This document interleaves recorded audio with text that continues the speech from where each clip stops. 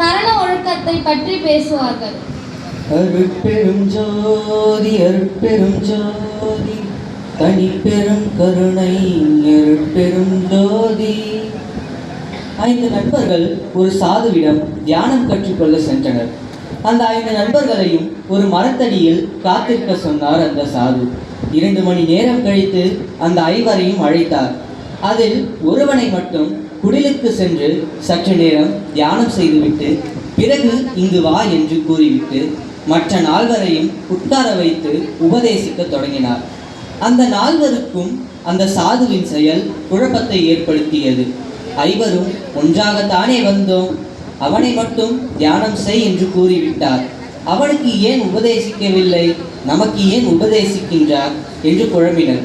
அதில் ஒருவன் அதற்கான காரணத்தை அந்த சாதுவிடமே கேட்டான்.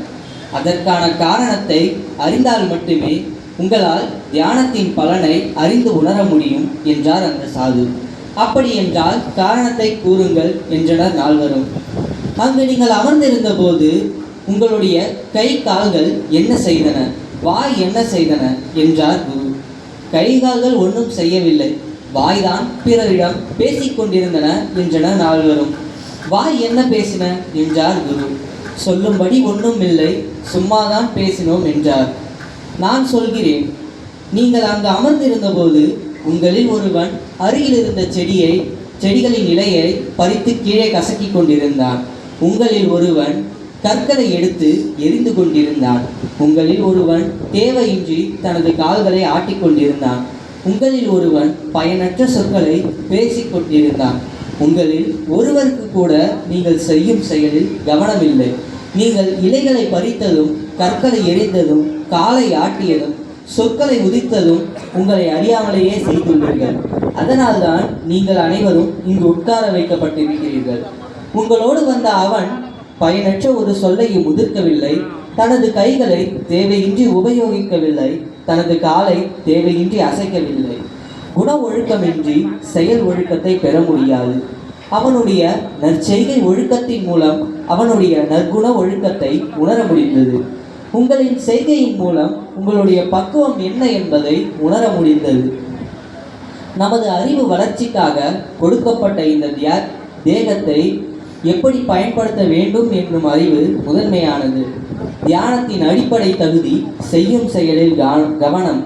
நமது கவனமின்றி எந்த ஒரு செயலையும் நாம் செய்யக்கூடாது. எந்த ஒரு சக்தியையும் வீணில் விரயமாக்கக்கூடாது. நாம் இலைகளை பறிப்பதும் கற்களை எறிவதும் கால்களை ஆட்டுவதும் நமது சக்தியை வீணில் விரயமாக்கும். நீங்கள் அனைவரும் இது போன்ற தவறை தான் செய்தீர்கள். எனவே தியானம் செய்வதற்கு முன்பு இது போன்ற அடிப்படை விடயங்களை தெரிந்து செய்தல் நல்ல பலனை தரும் என்றார்.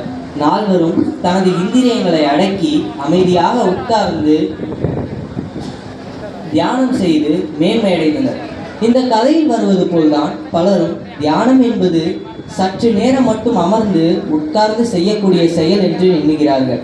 ஆனால் தியானம் என்பது ஒரு செயல் ஒழுங்கு, ஒரு விழிப்பு நிலை. எண்ணம் வேறு, சொல் வேறு, செயல் வேறாக இருப்பதை ஒன்றாக்க முயற்சி செய்யும் பயிற்சியே தியானமாகும். நாம் ஒரு பொருளை ஒரு இடத்தில் வைக்கின்றோம் என்றால் வைக்கும் இடம், வைக்கும் பொருள், வைக்கும் நோக்கம் ஆகியவற்றை நம்முடைய கவனத்துடன் இருக்க வேண்டும். அப்படி இல்லை என்றால் எங்கே வைத்தோம் என்று தேட வேண்டும். இந்த கவனமற்ற செயலே நமக்கு பின்னாளில் ஞாபக மறதி என்னும் பெரிய பாதிப்பை ஏற்படுத்துகின்றது. நாம் செய்யும் சிறு சிறு தவறுகளும் நமது முயற்சிக்கு பெரிய பாதிப்பை தருகின்றன. நன்றி. அருட்பெரும் ஜோதி.